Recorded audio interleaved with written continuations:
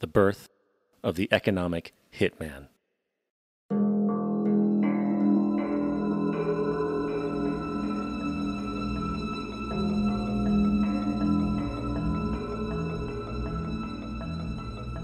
We economic hitmen really have been the ones responsible for creating this first truly global empire. And we work many different ways.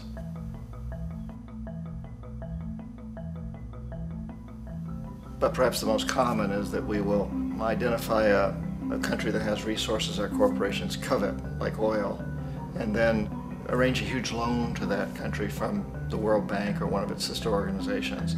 But the money never actually goes to the country. Instead, it goes to our big corporations to build infrastructure projects in that country, power plants, industrial parks, ports, things that benefit a few rich people in that country, in addition to our corporations, but really don't help the majority of the people at all. However, those people, the whole country is left holding a huge debt.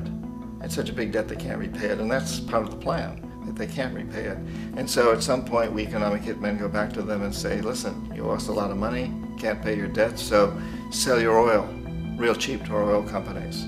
Allow us to build a military base in your country, or send troops in support of ours to someplace in the world like Iraq, or vote with us on the next UN vote.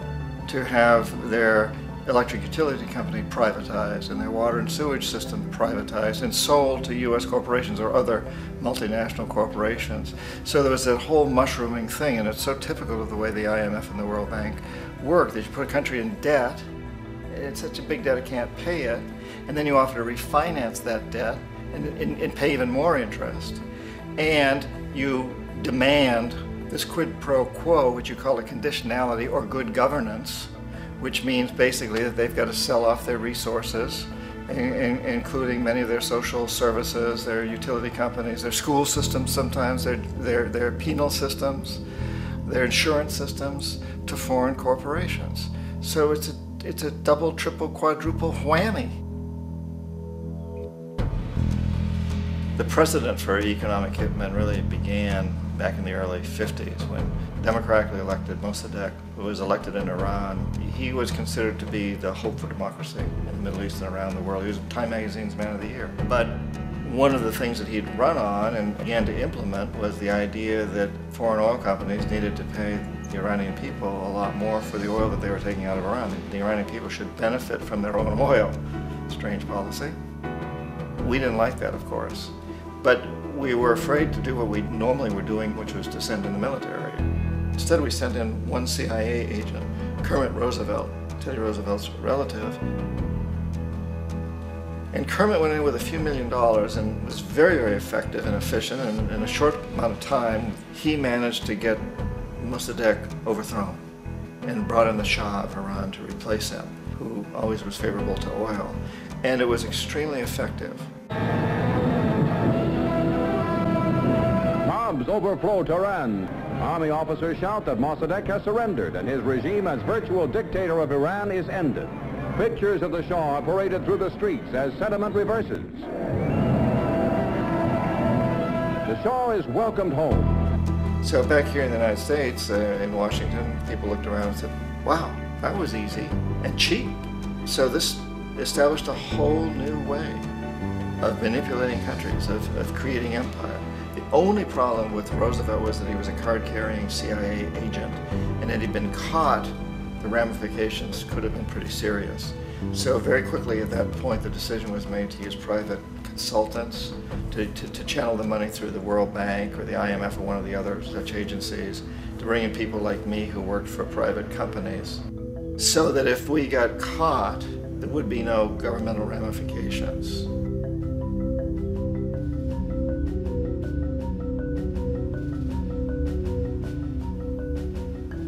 When Arbenz became president of Guatemala, the country was very much under the thumbs of United Fruit Company, the big international corporations. And Arbenz ran on this ticket that says, you know, we want to get the land back to the people. And once he took power, he was implementing policies that would do exactly that, give land rights back to the people. United Fruit didn't like that very much.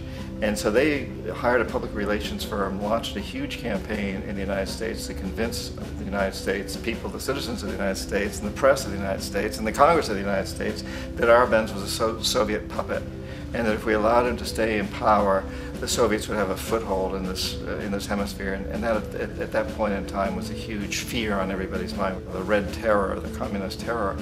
And so, to make a long story short, out of this public relations campaign came a commitment on the part of the CIA and the military to take this man out.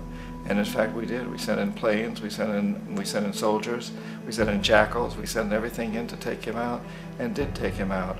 And as soon as he was removed from office, the new guy that took over after him basically reinstated everything to the big international corporations, including United Fruit.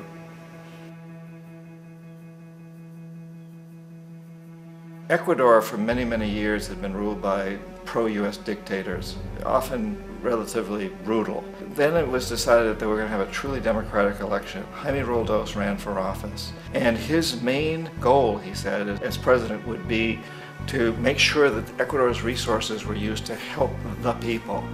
And he won, overwhelming, by more votes than anybody had ever won anything in Ecuador. And he began to implement these policies to make sure that the profits from oil went to help the people. Well, we didn't like that in the United States. I was sent down as one of several economic hitmen to change Roldos, to corrupt him, to bring him around, to let him know, okay, you can get very rich, you and your family, if you play our game, but if you continue to try to keep these policies you've promised, you're going to go. He wouldn't listen. He was assassinated. As soon as the plane crashed, the whole area was cordoned off.